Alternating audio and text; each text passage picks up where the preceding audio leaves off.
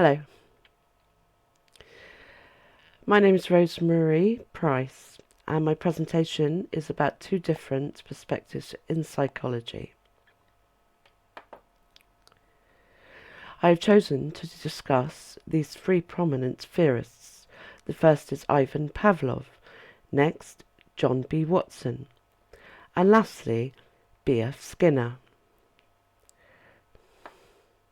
All were pioneers in their field of psychology and shaped the subject into what it is today. Behaviourism.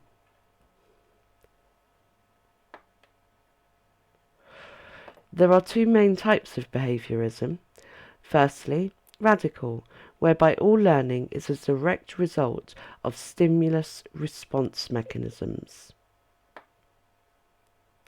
Secondly, social learning, whereby behaviour is a direct result of observation and copying role models. They fundamentally believe that all behaviour is learnt and can therefore be unlearnt.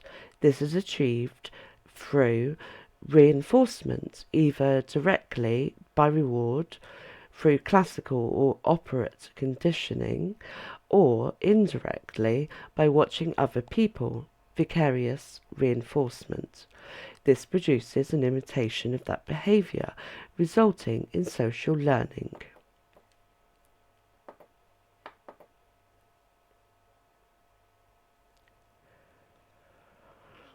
Cognitive psychology.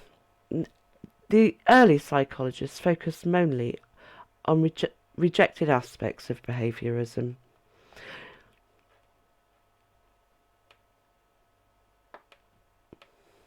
Cognitive psychiatrists are drawn towards unobservable mental processes such as problem solving, memory, decision making, and reasoning. Cognitive psychologists believe that mental processes affect behaviour patterns. Cognitive psychology focuses on mental processes and how we think, covering such topics as perception, memory, recall, and forgetting. Cognitive actually means mental processes.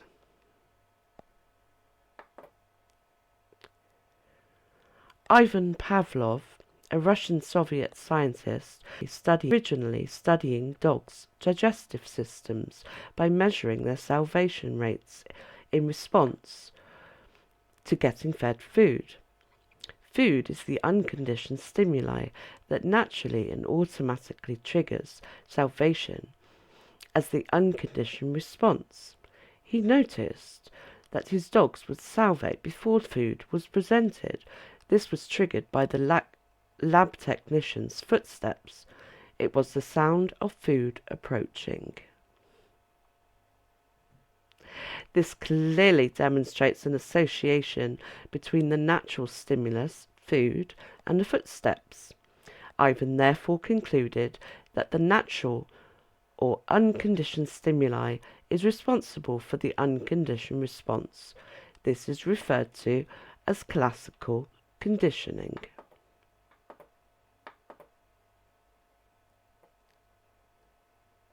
Watson's most prominent experiment was the Little Albert experiment, whereby he experimented with a month-old baby. Later he experimented on his own children. The scientific method that he used was called behaviourism. Unlike Pavlov's dog experiments, Watson aimed to conclude through classical conditioning that new behaviours that are not inherited can be introduced. Watson and his assistant, Rosalie Rayner, placed Albert in a room. They then introduced for the experiment 4 different species of animals.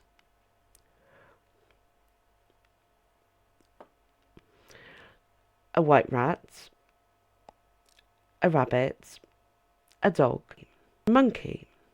Primarily, the white rat was chosen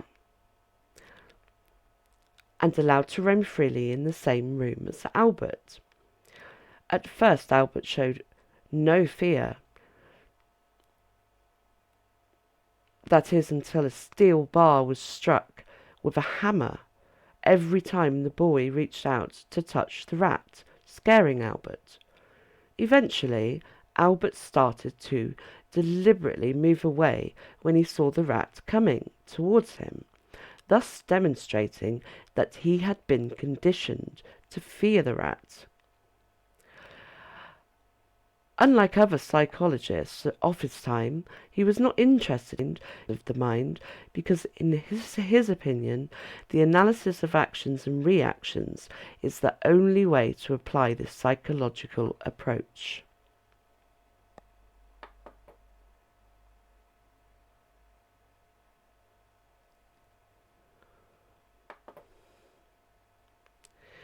B.F. Skinner was an American psychologist whose methodology on operant conditioning through positive and negative reinforcement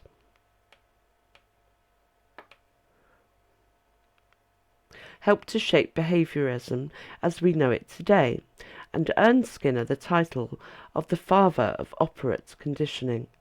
He achieved this through the use of his famous Skinner box and through his established work in the field of child development.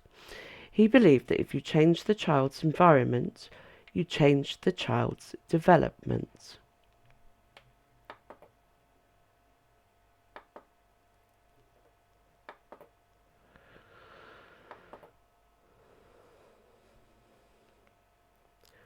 The cognitive perspective centers on understanding internal mental processes, such as perception, memory, and problem solving.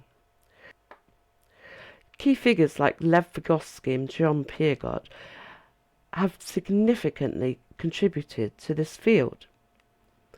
Cognitive psychology has led to the development of cognitive therapy, which seeks to alter negative thought patterns to improve emotional well-being and behavioural responses. The key theorists that I will be discussing are Lev Vygotsky and Jean Piagot.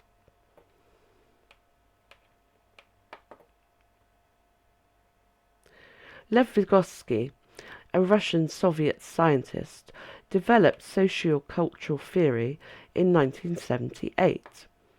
Emphasis was on social interactions.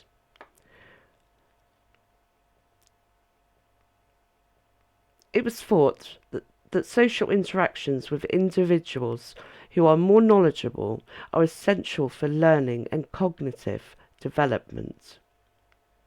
It was his belief that learning is a social process that involves beliefs and problem-solving strategies. His belief also extended to culture being a mediator for the development of specific abilities, such as learning, memory, and attention. His key ideas are the zone of proximal development, which is the gap between a child's current abilities and what they can achieve with the help of others. Next, there is scaffolding, which is breaking down new information into more manageable chunks to help learners. And lastly, play, an important part of development that helps children practice mediation. Jean Piagot, a Swiss-born psychologist, is considered to be one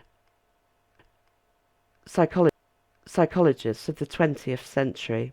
His studies mainly focused on the cognitive development of children. His most prominent study was The Origins of Intelligence in Children, 1936. Piagot placed great importance on the education of children. Minister of the International Bureau of Education, he declared in 1934 that only education is capable of saving our society from possible collapse, whether violent or gradual.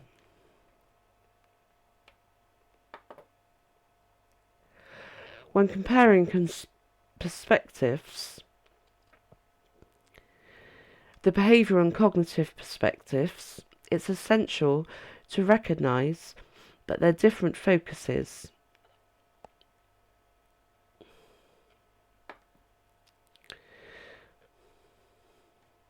The behavioural perspective is concerned with external behaviours and the environment's influence, while the cognitive investigates internal processes like thinking and memory.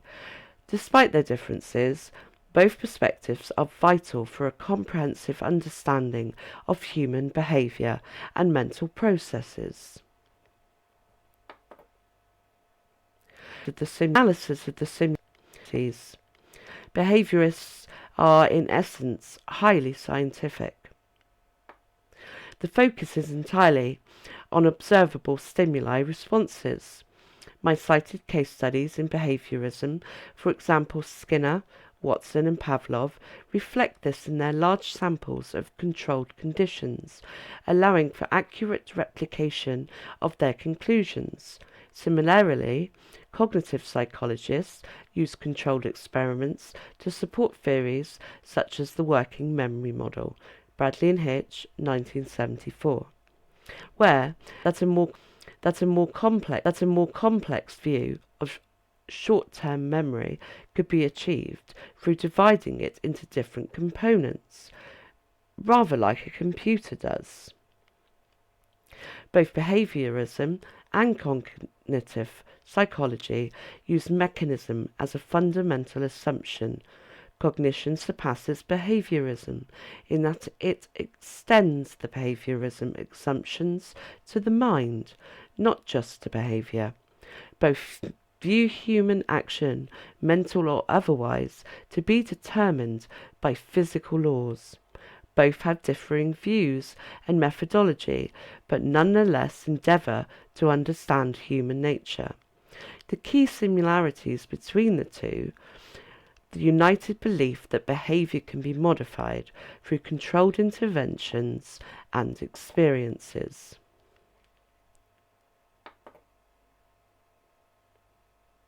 Both the behavioural and cognitive perspectives are significant applications in various fields.